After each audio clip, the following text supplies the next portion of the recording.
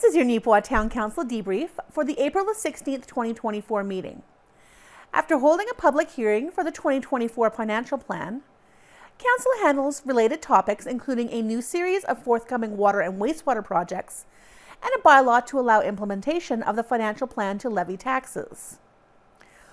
With the Association of Manitoba Municipalities Conference just having taken place last week, Mayor Headley reports on the sessions he attended, as well as the committee work he's a part of.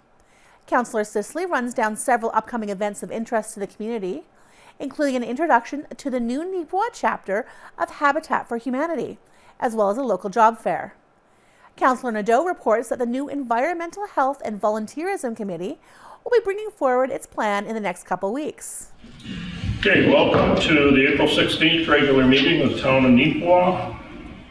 First order of business, be it resolved that we hereby approve the regular meeting agenda for April 16th, 2024. Moved by Councillor Pottinger, seconded by Councillor Sisley. All in favor? Opposed? Carried.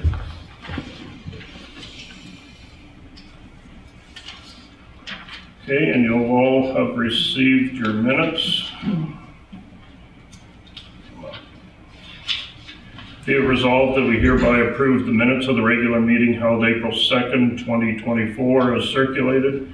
Moved by Councillor Nadeau, seconded by Councillor Kostenchuk. Any questions on the minutes? All in favor? Opposed? Carried.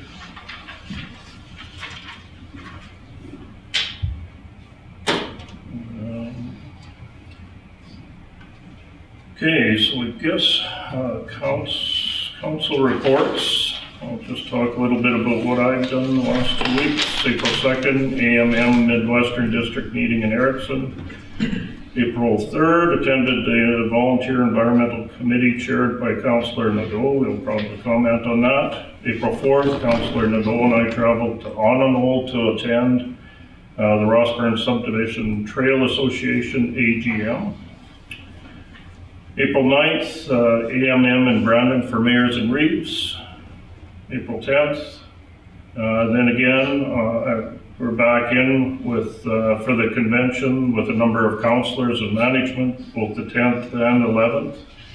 And I guess one big takeaway that I got was enjoyed presentation on housing crisis in Canada, which is we're no stranger to, but there was a number of communities were meeting, talked about how they're meeting the challenges. So there was a lot of tremendous ideas and certainly things that we as council could take away from that. And then April 15th, yesterday, was the Evergreen Environmental Technologies regular meeting. Okay, so any other reports, council reports? Councillor Sisley. Neepawa Habitat for Humanity, the info meeting is April 24th at 7 p.m. at the library. Everyone is welcome. We have a new chapter in Neepawa, so they're just kind of getting everything rolling. So I think it's going to actually be a very interesting meeting, and it would be good to get a lot of people out in attendance. The next day is the job fair, April 25th from 3 to 6 p.m. at the Neepawa Legion. Bring your resume. Maryland has got a ton of businesses in there looking for staff. So I know last year's it was at Arts Forward and it was crazy busy. So they've moved to a bigger facility for this one. The first session of the Golden Beats cardio drumming was on Monday. It was fantastic. Solange LaBelle was the instructor. It was pretty neat to see. I was bouncing in my office pretty good with the music that they had going on. That program is thanks to a grant through Prairie Mountain Health, the Healthy Together Now grant. The new flooring in the change rooms at the pool has been installed, and I saw pictures of it. It looks fantastic. And handyman, there was 519 trips for the month of March for handyman. So. Okay, Councillor Nadeau. Yeah, it's been a busy couple weeks. I was able to make it to other things going on. We have so many things running in our great community, like the Community Expo. And that was really a nice gathering of a lot of our groups in town to see so many things happening. On April 3rd, we had a committee meeting for our environmental health and volunteerism committee. We think we have a plan that we're going to bring forward to council in the coming couple weeks here. Tonight's meeting was a little busier with adopting our financials, but I think we're going to push it to our next meeting and bring it forward, just a plan to possibly take us into the future with an initiative. On April 4th, I was able to attend the Rossburn Subdivision Trail Association regular meeting and AGM. It's that time of year again. So our chair, continuing as our chair, is Brian Poland. And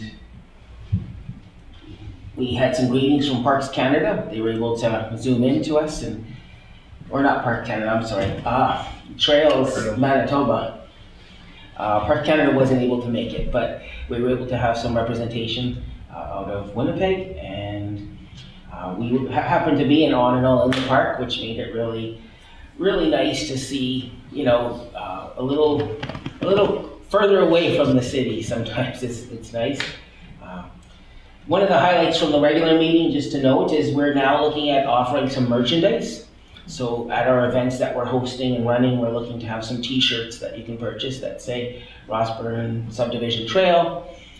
It's going to show the length of the trail, and we've all got some different ideas. It would be kind of nice to say, I hiked this trail and all I got was this shirt, something like that. But, you've got 10 different captains, giving advice on what type of shirt to make. But we're looking to make some novelty shirts that we can start spreading the word about this great trail that we have running from Neepawa all the way to the border of Saskatchewan. So that's a neat thing.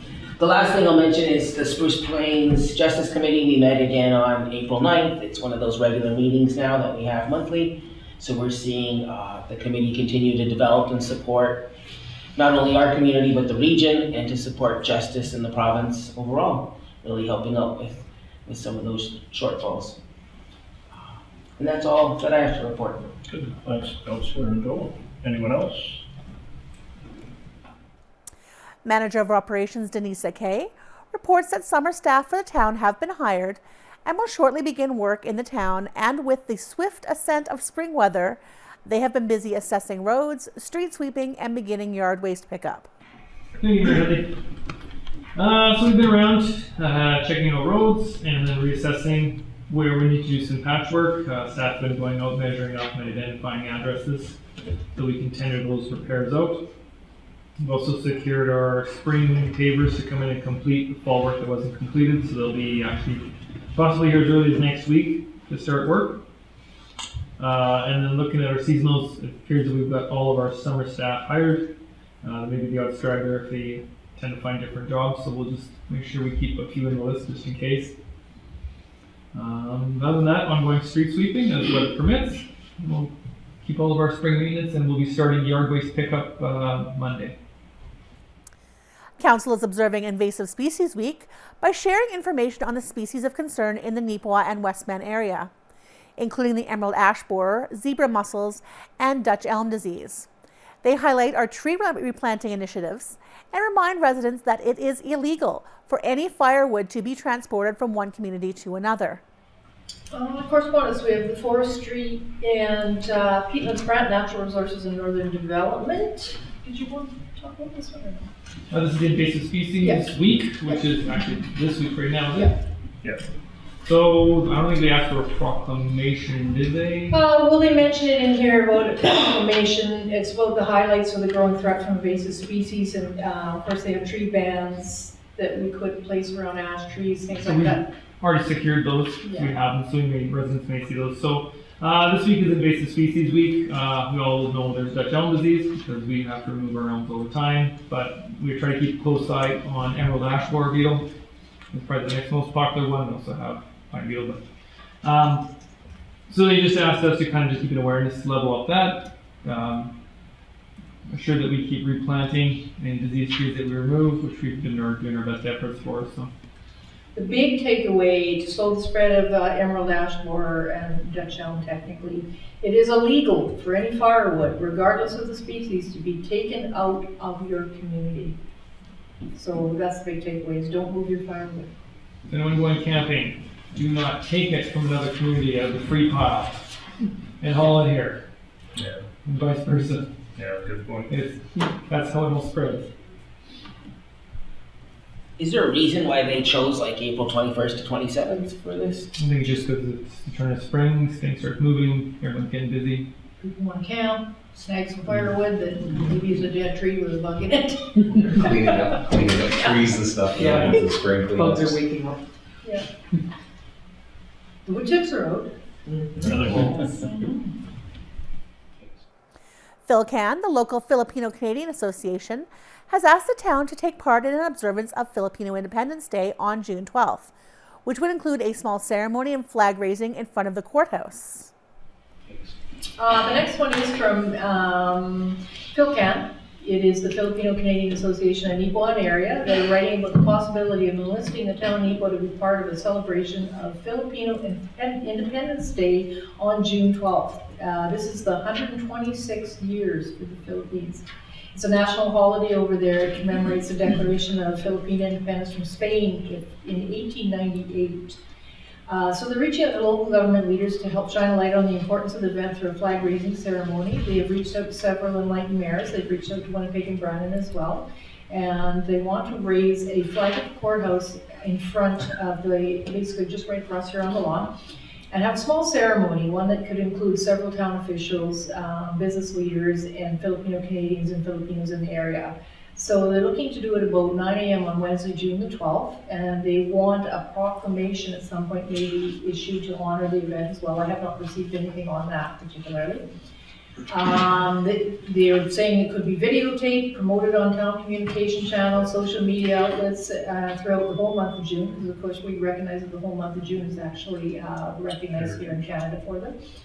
And they're hoping that we would participate, because Neepawa has been a showcase of continued leadership on creating and sustaining a safe, inclusive, diverse, and thriving community. And they do admire the tremendous leadership on many important societal matters and believe that the guiding principles of Neepawa align with the PhilCan Association goals. They will meet with us if we so wish to do so and discuss this request, and hope that you guys would support. We briefly talked about it.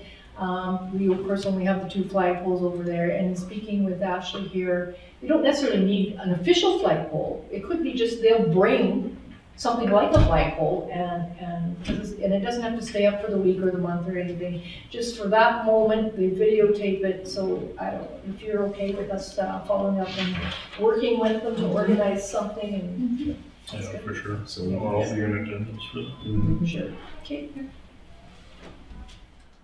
I often don't have anything to add to the financial report, but this month I want to highlight that the town is adopting the new financial plan for 2024, or at least beginning the process, and as well approving the somewhat delayed 2022 audit. The financial plan sets out not only the priorities for the coming year, but also the grants to community organizations that the town will be approving. The 2022 audit, while of course important in its own right for fiscal responsibility, is also necessary to claim the remainder of certain grant funding that the town has been awarded. We just had reviewed the 2024 financial plan. Was there any additional questions that came out of that? If not, we'll go on and approve that. Be it resolved that we hereby adopt the 2024 financial plan, moved by Councillor Gerard, seconded by Deputy Mayor Parrott. All in favor? Opposed? Carried.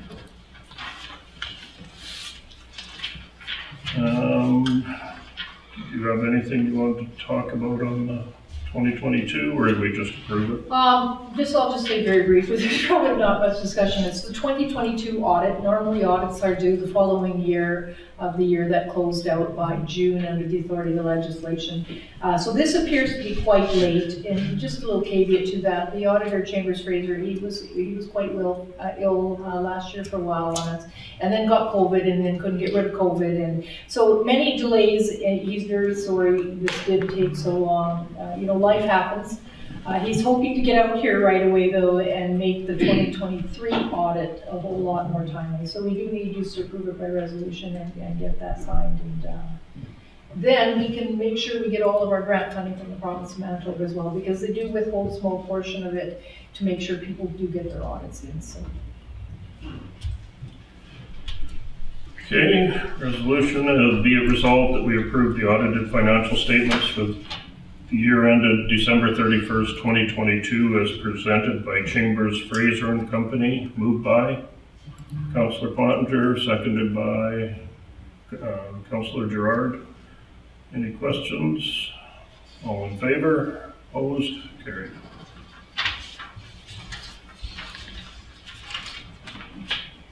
Bylaw code. So this is bylaw 3230-24. As much as you just approved your financial plan, this is the bylaw that allows us to levy taxes. I'm asking for first reading. Okay, the motion reads, be it resolved that bylaw number 3230-24 being a bylaw of the town of Neepawa to levy taxes for the year 2024, to provide for a tax due date and to provide for late payment penalties be now read for the first time. Moved by Deputy Mayor Parrott, seconded by Councillor Gerard. Any questions? All in favor? Opposed? Carried. As the town does every year, they are submitting their upcoming capital projects to the Water Services Board to help get them funded. Many projects are already underway, so the town is only submitting 3 this year. A new liner for the water tower, which required the town to build water capacity elsewhere to be able to take the water tower offline in the first place for the duration of the process. Also, in addition to the water treatment plant, and a relocation of the Mill Street lift, which was compromised during the 2020 flood, and it remains in a location that is not ideal. New business, Colleen, capital projects. So every year we're asked by Mountain Water Services Board to put forward our list of capital projects that we would normally like to see done, or sometime either short-term or long-term. We always have a fairly lengthy list of at least 5. This year we only have 3 we're pushing forward because a lot of our projects are underway with sending water and sewer to the hospital area, establishing a new well, getting a booster to get it here, and whatnot. So our project this year, priority 1 would be our water tower repairs. We've known ever since I've worked here that we probably need to reline the water tower and do some painting and whatnot. It's been holding out, there's been no big issues. In the more recent years, we've held off on promoting those repairs, partly because to be able to do a new liner, we need to be able to empty the tower. So until the reservoir got built and able to sustain enough water capacity so that we could take the tower offline for a bit, we would have been in a little bit of a pickle. So we're a little more prepared to move that project forward. The second one, and that'd be about a $500,000 ticket at this time. We haven't got no formal tenders, but that's a guess. The second is the water treatment plant addition. We want to add a 3rd RO train over there. As you know, with growth, we want to make sure that we're able to treat the water and then, of course, grow what we need to treat for water over there. This also allows us the ability to take a different RO offline should it go down or need to be maintained or repaired. This is about a $1.75 million project, and we might require the ability to install that RO. It'll have to come in probably through the roof, you think? Yeah, I believe it'll have to come through the roof. Same as the other units did, so we have to. Yeah, then we'll need a new roof. Got a big hole prepared, but we also had plans to alter the roof design and do some other corrective work at the same time. So. Yeah, so once again, it's about managing our growth. So as much as we have the capacity, we've got more money more allotment of the aquifer, we're managing our lagoon. This will be the next step in the process of making sure that we're fully capable at the front end.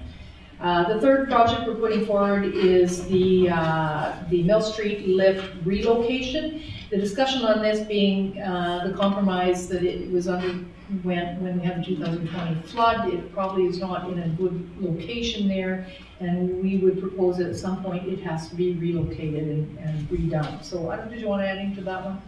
We just do some corrective action on some of those sewer mains as well in the area. There's some poor slope on some of them, so they make some of the homes a little susceptible if there's high water content. So we just have to be cautious, and staff have to ensure that those lines are maintained properly. So unless there's some questions, we're trying to keep on top of them all. I don't think so. So the motion reads, whereas the Manitoba Water Services Board is requesting the identification of water and sewer projects slated for the next 5 years and rural Manitoba in order to prepare a capital plan for the prioritization and allocation of funding. Therefore, be it resolved that the Council of the Town of Neepawa hereby identify the following water and sewer projects to be considered for technical and financial assistance through the Manitoba Water Services Board Capital Plan. Number 1, water tower repair and maintenance. Number 2, water treatment plant, addition of third RO. And number 3, Mill Street lift station relocation. Moved by Councillor Sisley, seconded by Councillor Nadeau. Any questions? All in favor? Opposed? Carried. Okay, is there any other business before we look at adjournment? Councillor Gerard? And just, we've been speaking about lots of expenditures, and it's probably a topic I've harped on time and time again, but I'll just make a reminder to the public. We're always looking, if you're looking at things that you can do within the community, we are still accepting donations for the new hospital health project. And if a person wants to make that contribution, they can, and there are tax receipts available through the town by doing so. As we continue working towards that plan and that final vision, it would be great if we saw the citizens of Neepawa participate. In speaking with taxes and everything else. On theme tonight. Okay, anyone else? If not, be it resolved that the Council of the Town of Neepawa do now adjourn this regular meeting council at 7:20 p.m. Moved by Councillor Kostenchuk, seconded by Councillor Nadeau. All in favor? Opposed? Carried. If you have comments, questions, or topics that NECTV can help clarify or expand on, please contact us at 204-476-2639 or by email at nectvnews@gmail.com.